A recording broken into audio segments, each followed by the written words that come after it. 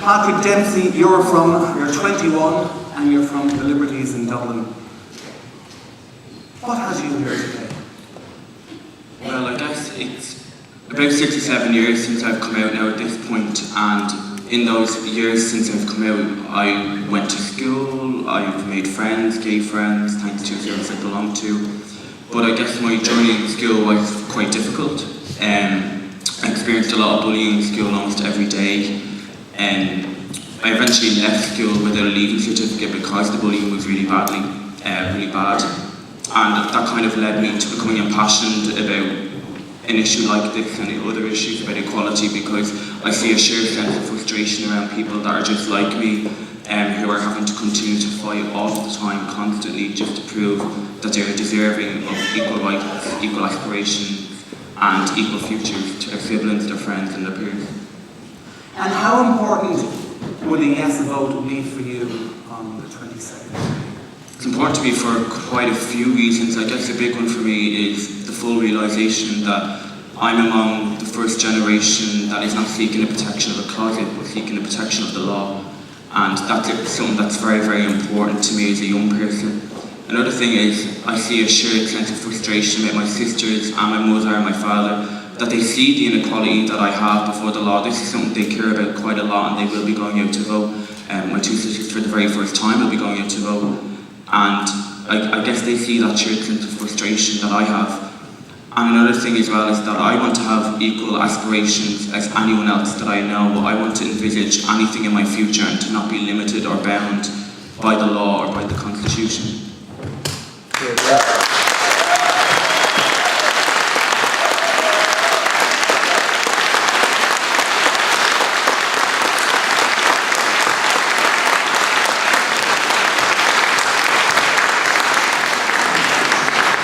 You're some one man, Patrick. Fair dues to you. You're bloody brilliant.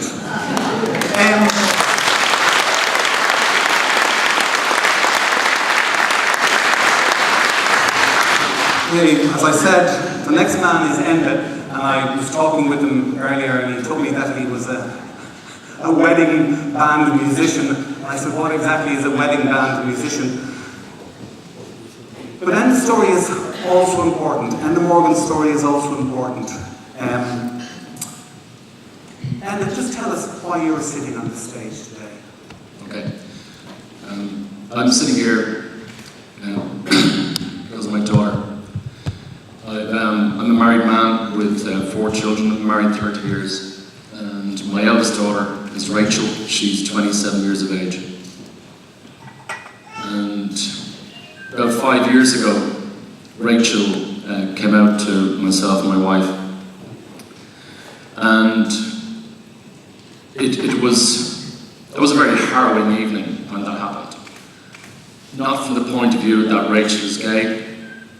My eldest brother is also gay, so Rachel knows that I, for a long time, have had a touching point with the gay community. What I found harrowing about it was how upset Rachel was when she told us. She was shaking, she was crying uncontrollably. To hold your daughter in her 20s in your arms like that as a parent is very, very difficult. It's very distressing. And what distressed me most was that Rachel bottled this up for quite a number of years before she came to me, even though she knows that I know a lot of people in the LGBT community.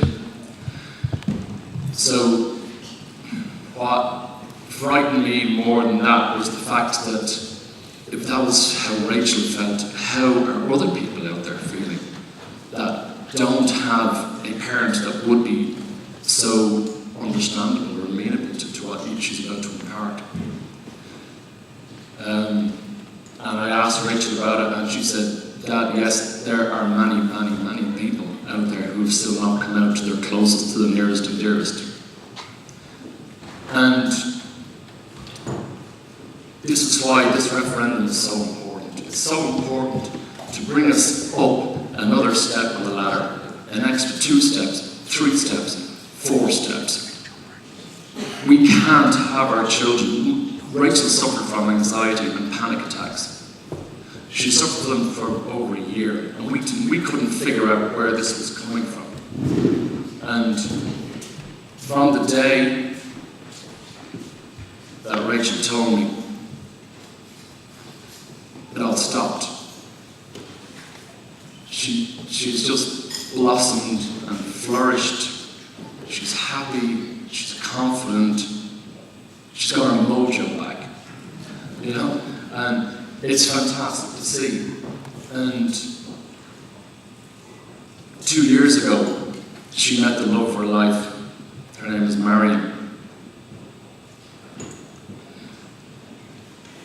And Rachel and Marion are very deeply in love, and every time we meet them, they come to our home.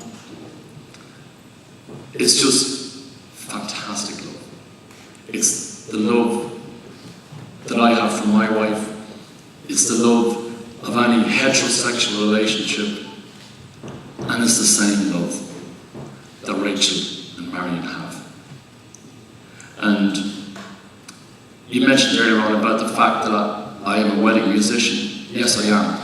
Over the last couple of years, since from 2012, I've played at some same-sex civil partnerships. I've played the ceremony music at it. The first one I did was in Finstown House in June 2012. And it was the first same-sex civil union that I had played at since Rachel came out to me.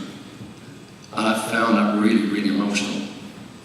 I was standing up at the top of the room, we were singing and playing, and the two girls walked in, Kathy and Pauline, and love walked into that room.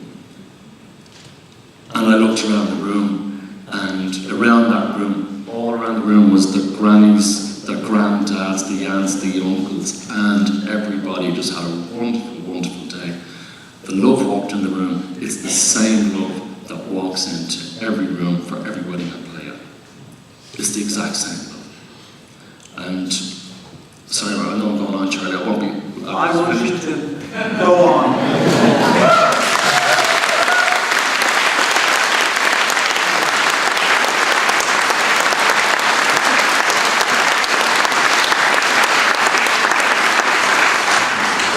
The real point I'm trying to get across here is that I think this will be such progress.